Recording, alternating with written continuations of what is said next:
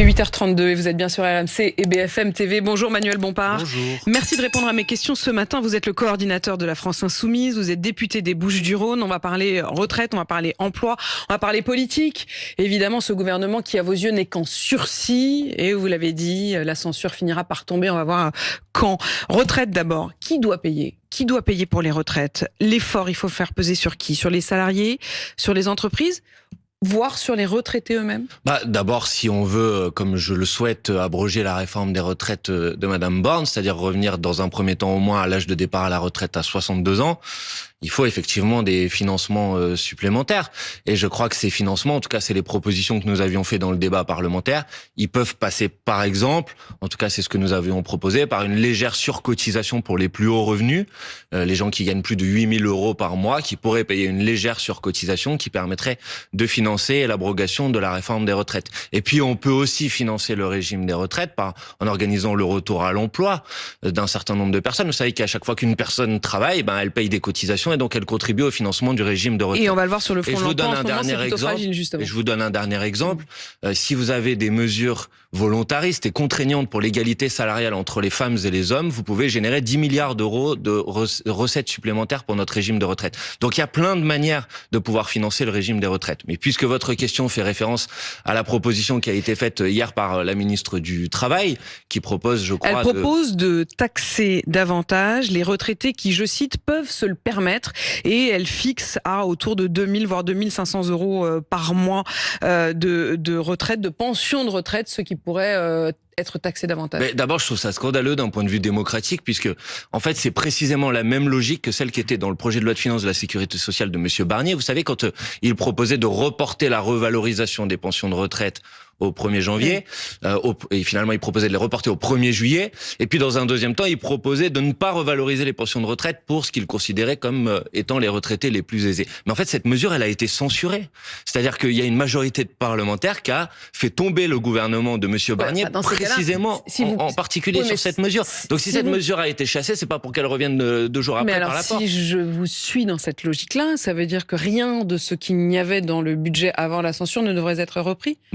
Non, je dis que les points qui ont été manifestement les points qui ont conduit à la censure du gouvernement de Michel Barnier, d'un point de vue démocratique, on peut quand même considérer qu'il ne s'agit pas aujourd'hui de venir les ramener. Vous dites qu'il faut faire à un moment contribuer les plus aisés. Oui.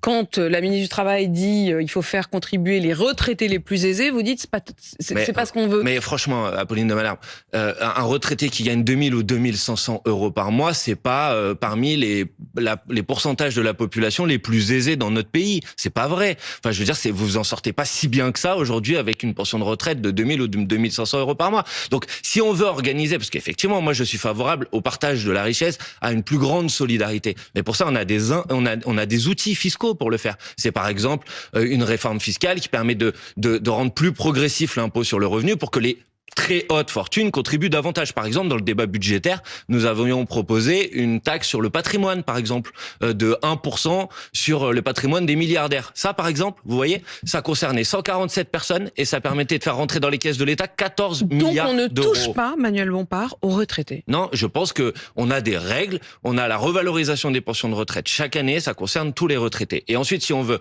renforcer la justice fiscale dans notre pays, et moi j'y suis favorable, ça passe par l'impôt sur le revenu. Par exemple, on crée 14 tranches d'impôt sur le revenu pour que les 1% les plus riches, les 0,1% des plus riches payent effectivement à proportion de leurs revenus, ce qui n'est pas le cas aujourd'hui. Quand on sent bien que ça tourne quand même autour de cette idée, à un moment ou un autre, de taxer davantage les retraités, parce qu'il y a eu cette proposition de la ministre du Travail hier. Alors, le gouvernement a immédiatement dit qu'elle parlait en son nom propre, et donc c'était pas forcément la position du gouvernement. Mais du côté, on le voit bien, du MEDEF par exemple, il suggère de supprimer l'abattement de 10% sur l'impôt sur le revenu des retraités. Tout cela, vous êtes contre. C'est-à-dire, vous dites, on ne touche pas aux pensions des retraités. Moi, j'essaye de défendre une position qui est une position cohérente. Et une position cohérente, c'est une position qui, pour financer et pour lutter contre le déficit, parce qu'on a effectivement une difficulté de déficit aujourd'hui, met à contribution effectivement les plus riches en France. Et les plus riches en France, c'est pas les retraités qui gagnent 2000 ou 2500 euros par mois. C'est les 1% les plus riches, c'est les 0,1% les plus riches, c'est les grandes entreprises qui font des bénéfices et des profits extraordinaires, qui versent des dividendes records, et eux, ils peuvent être mis davantage à contribution. Mais essayer de faire croire que c'est une mesure de justice fiscale d'aller s'en prendre aux retraités qui gagnent 2000 euros par mois, ça me paraît vraiment très malhonnête. Sur la réforme des retraites, le conclave des partenaires sociaux devrait commencer à se mettre en place. Il y a eu une première réunion la semaine dernière.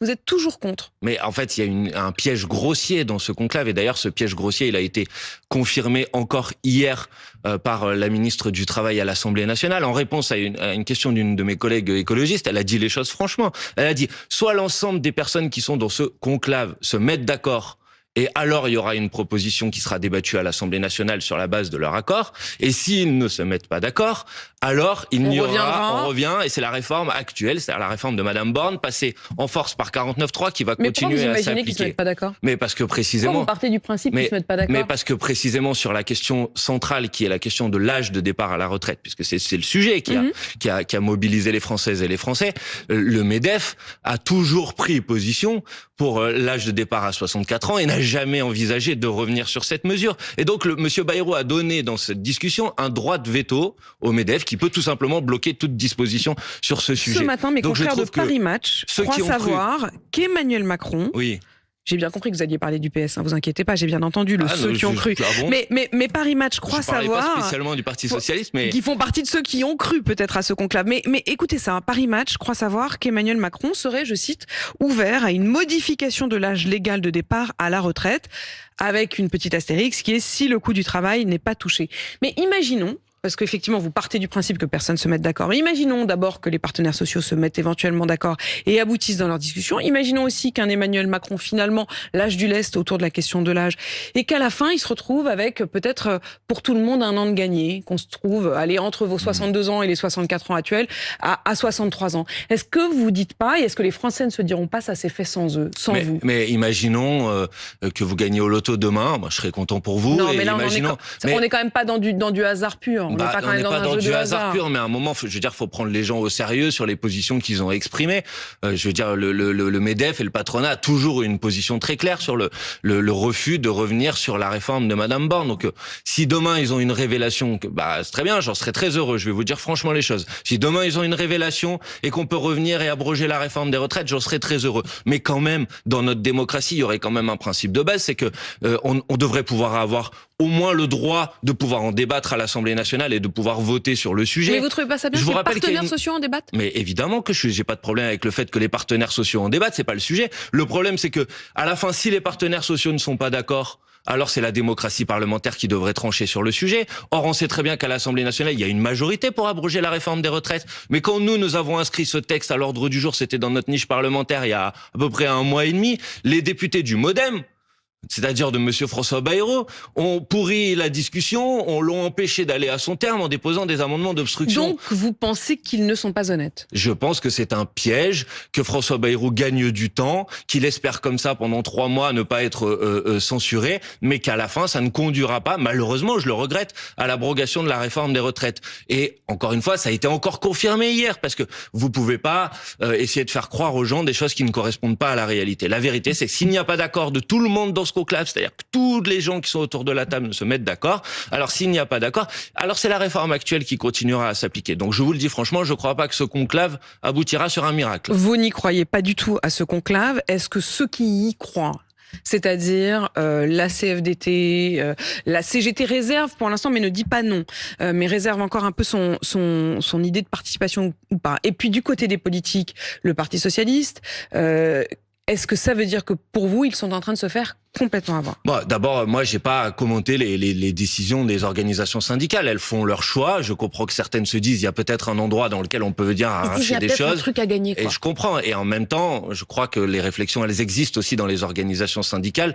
dans les communiqués qu'elles ont produits, qui dénoncent le caractère vicié du processus, à la fois pour les raisons que je viens de vous indiquer. On est sur au minimum vigilante. Et à la fois pour les prévisions budgétaires complètement loufoques qui ont été mises sur la table par François Bayrou, puisqu'il a intégré, en fait, dans le calcul du déficit déficit du régime de retraite, le fait que l'État verse chaque année les retraites des fonctionnaires. Je veux dire, c'est pas sérieux, c'est pas honnête, c'est une manière de présenter les choses qui est tout à fait biaisée.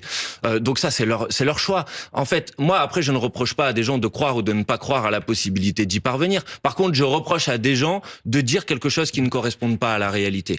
Quand, encore il y a quelques jours, je voyais Olivier Faure dire en tout état de cause, à la fin, c'est l'Assemblée nationale qui votera sur le sujet. Ce n'est pas vrai. Ça ne correspond pas à la réalité de ce qui est donc sur la table. Donc il n'est pas juste en train de se faire avoir. Il est en train de participer pour vous à une forme de mascarade. Soit il est naïf, soit il essaye de justifier en quelque sorte sa décision de non-censure. Et pour ça, il tord un peu la réalité des faits. Je vais y venir dans un instant à la question aussi du nouveau Front populaire. Mais quand vous dites c'est pas très honnête la manière dont les choses sont présentées, est-ce que le rapport de la Cour des comptes, vous estimez qu'il sera honnête? Est-ce que vous faites confiance à la Cour des comptes? Mais en fait, il n'y a pas besoin d'un rapport de la Cour des comptes, Apolline de Malherbe. Il y a déjà quelque chose qui s'appelle le Conseil d'orientation des retraites et qui dit, par exemple, que ces 3 dernières années, le régime de retraite, il a été excédentaire en France.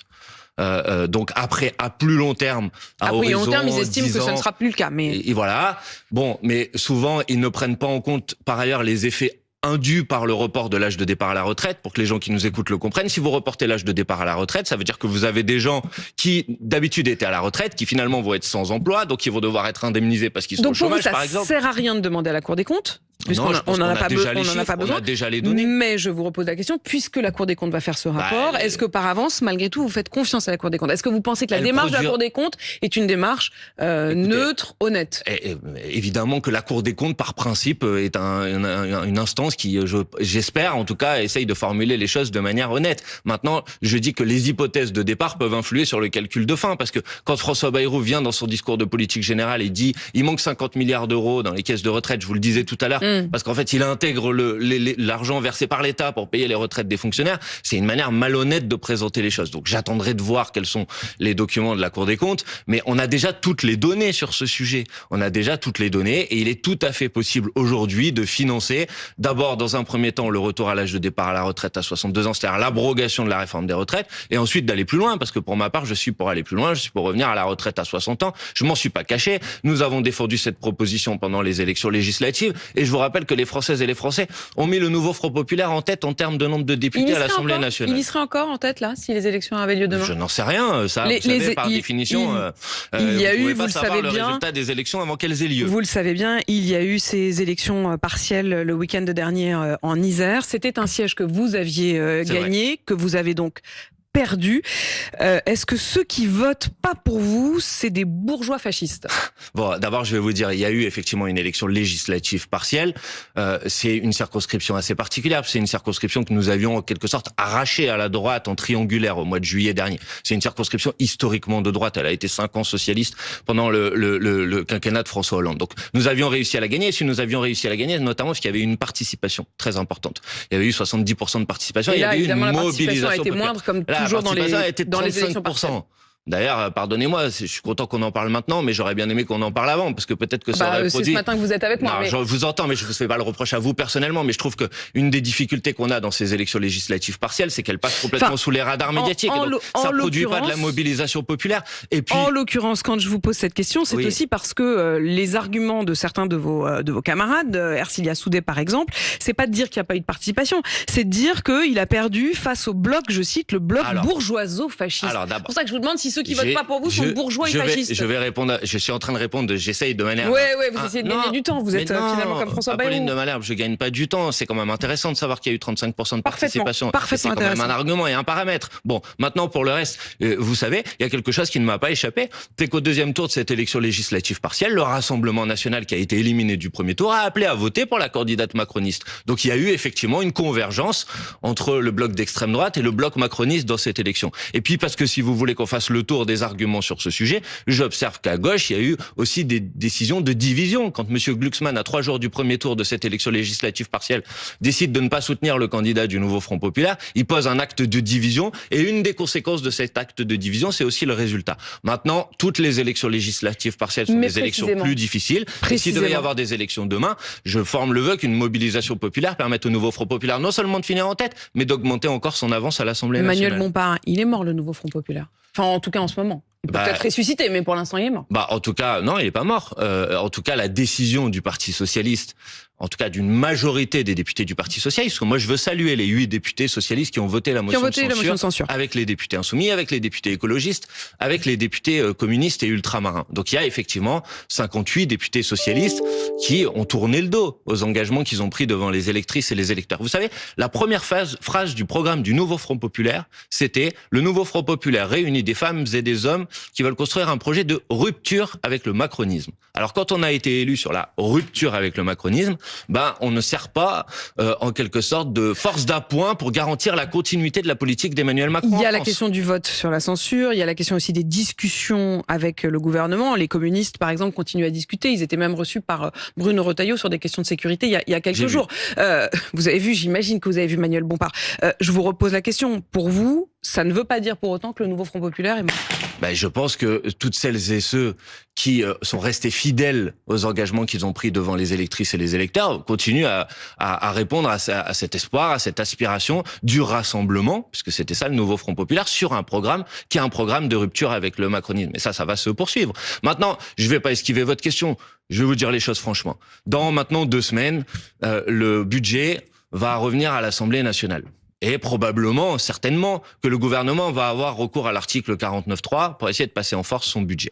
Dans ce budget, on apprend maintenant depuis plusieurs jours qu'il va y avoir, par exemple, plus d'1 milliard de coupes dans le budget de l'écologie, 700 millions de coupes dans le budget de l'enseignement supérieur et la recherche, des coupes dans le budget de la culture, dans le budget du sport, bref, que le Parti socialiste s'est gargarisé d'avoir obtenu la suppression des 3 jours de carence, mais que dans le même temps, le gouvernement au Sénat... aux suppressions des 4000 postes d'enseignants. Je vais y venir, si vous voulez. Mais en attendant, parce que c'est quand même important que les gens le sachent, c'est-à-dire que le gouvernement dit oui, on va pas ajouter les 3 jours de carence, vous savez, c'est pour les arrêts maladie des fonctionnaires, mais au Sénat, le gouvernement fait voter un amendement pour réduire l'indemnisation de 100% à 90%. C'est-à-dire que le gouvernement vient d'accorder le fait de ne pas prendre finalement 250 millions d'euros aux fonctionnaires, mais leur impose 800 millions d'euros de prise. Manuel Bompard, dans 2 semaines, ils ont floué les gens. Quand vous dites dans 2 semaines, dans 3 semaines, dans 1 mois ou plus tard, il y aura potentiellement un 49.3 sur le budget.